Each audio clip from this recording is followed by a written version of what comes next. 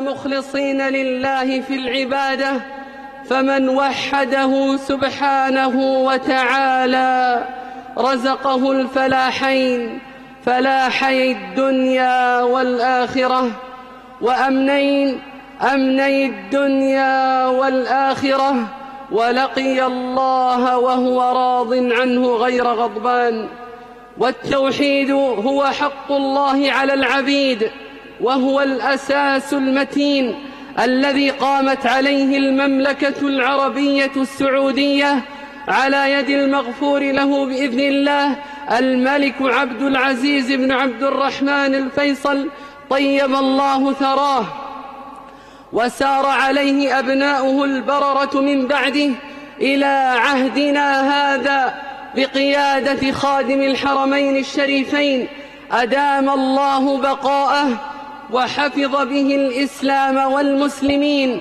شجرة ثابتة أصلها طيب وفرعها في السماء، أساسها التوحيد وثمارها النفع لعباد الله. إنها لا إله إلا الله محمد رسول الله، حبا وقربا وعملا وفداء لأجل تلك الراية التي تحيا بها الأمم وتعيش في أمن وأمان ورضا من الرحمن. لقد اتخذت المملكة العربية السعودية حرسها الله من التوحيد منهج حياة بتطبيق شرع الله، فتحيا به الأمم وتسعد، وشعاراً في كل ما تقدمه للبشرية بالعلم والعمل.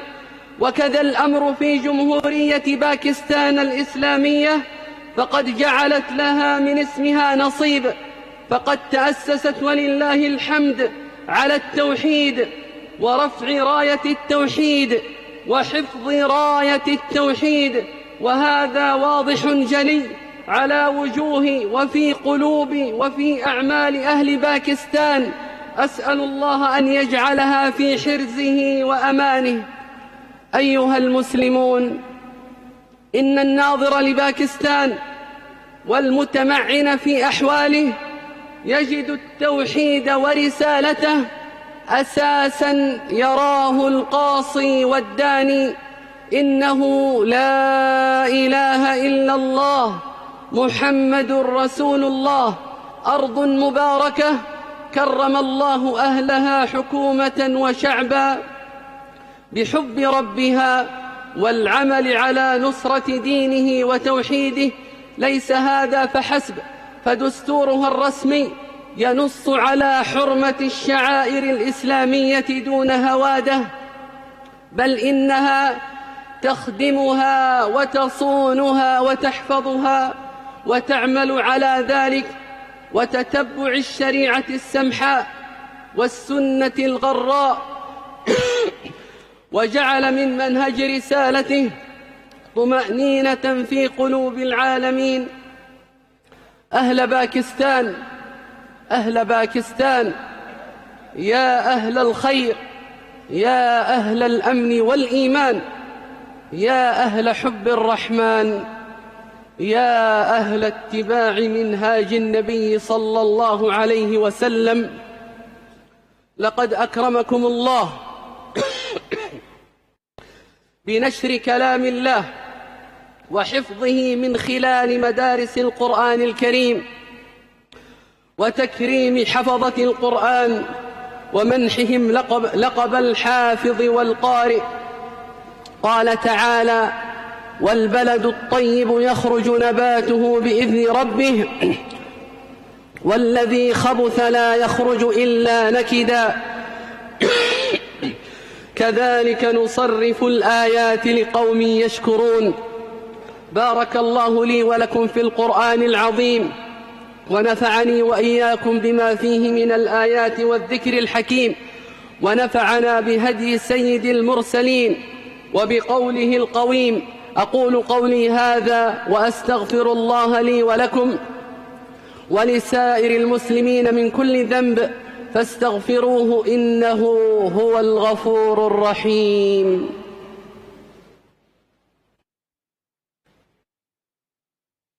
इमाम काबा डॉक्टर शेख अब्दुल्ला ओवाद अल जोहनी फैसल मस्जिद में जुमातुल मुबारक का खुतबा दे रहे हैं। सऊदी सफीर और वज़रा भी उनके हमरा मौजूद हैं। लोगों की बड़ी तादाद इस्लामाबाद में फैसल मस्जिद में इमाम काबा की इमामत में नमाज जुमा की अदायगी के लिए आज पहुंची है और इस हवाले से सिक्योरिटी के भी सख्त इंतजाम किए गए थे और लोगों की कसीर तादाद है जो फैसल मस्जिद में मौजूद है। इमाम काबा पाकिस्तान में मौजूद हैं, कल पाकिस्तान पहुंचे थे और आज फैसल मस्जिद में नमाज जुमा की इमामत और अदायगी के बाद दीगर तकरीबात में भी शिरकत करेंगे। बैनुल अक़वामी पैगाम इस्लाम कॉन्फ्रेंस में 14 अप्रैल को शिरकत भी करेंगे। इसके अलावा पाकिस्तान उलमा काउंसिल के ज़ोराने में भी शरीक होंगे। इमाम काबा डॉक्टर शेख अब्दुल्ला ओवाद अल जोहनी पाकिस्तान में मौजूद हैं और फैसल मस्जिद में जुमातुल मुबारक का खुतबा दे रहे हैं। वत्तदर्रुअ इलैहि इज़्ज़ुल आमिलीन अहमदुहु अला निअमिहि व अस्अलुहुल मज़ीद मिन करमिहि व अशहदु अन्न नबियना मुहम्मदन अब्दुहु व रसूलुहु सल्लल्लाहु अलैहि व अला आलिहि व सहबिहि। अम्मा बअद फहाज़िहि البلاد جمهورية باكستان الإسلامية لم توفر جهدا ولا طاقة في التعاون من أجل القضاء على الإرهاب والتطرف، فقد كانت جزءا أصيلا وركنا ركينا في الحفاظ على الوسطية والاعتدال من خلال مشاركتها في التحالف الإسلامي لمكافحة الإرهاب والتطرف.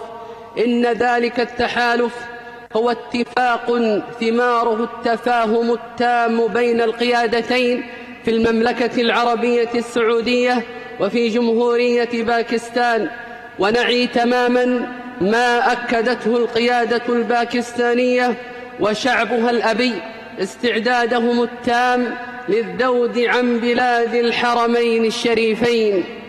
والحمد لله نرى تقدما في التعاون بين المملكة العربية السعودية وجمهورية باكستان عسكريا واقتصاديا وفي كل المجالات التي تهم البلدين، وليس أعبر من ذلك عن زيارة سمو ولي العهد صاحب السمو الملكي الأمير محمد بن سلمان بن عبد العزيز حفظه الله. إنه التواصل المثمر بين البلدين ولا شك. عباد الله، إن الله وملائكته يصلون على النبي، يا أيها الذين آمنوا صلوا عليه وسلموا تسليما. وقال صلى الله عليه وسلم: من صلى علي صلاة واحدة صلى الله عليه بها 10. اللهم صل على محمد وعلى آل محمد كما صليت على إبراهيم وعلى آل إبراهيم إنك حميد مجيد، وبارك على محمد وعلى آل محمد كما باركت على إبراهيم وعلى آل إبراهيم إنك حميد مجيد. اللهم أعز الإسلام والمسلمين، اللهم أعز الإسلام والمسلمين وأذل الشرك والمشركين ودمر أعداءك أعداء الدين، وانصر الإسلام وأهله في كل مكان يا رب العالمين.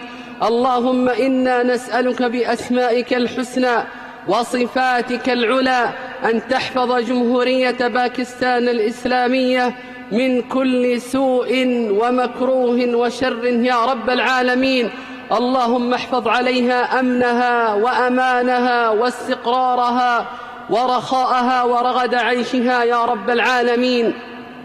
اللهم آمنا في أوطاننا وأصلح أئمتنا وولاة أمورنا وأيد بالحق إمامنا وولي أمرنا.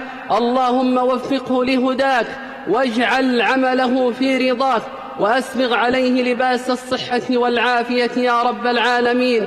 اللهم وفقه ونائبه لما فيه خير وصلاح الإسلام والمسلمين في كل مكان يا رب العالمين.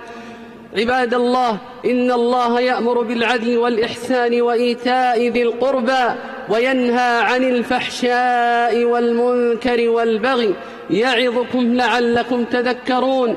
فاذكروا الله العظيم الجليل يذكركم واشكروه على آلائه ونعمه يزدكم ولذكر الله أكبر والله يعلم ما تصنعون.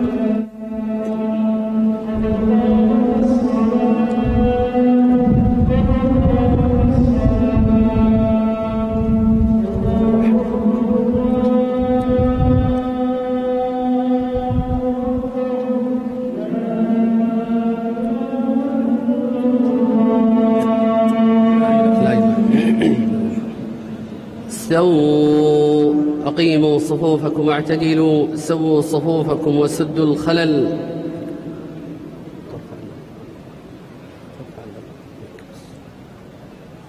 ترفع المايك بس عشان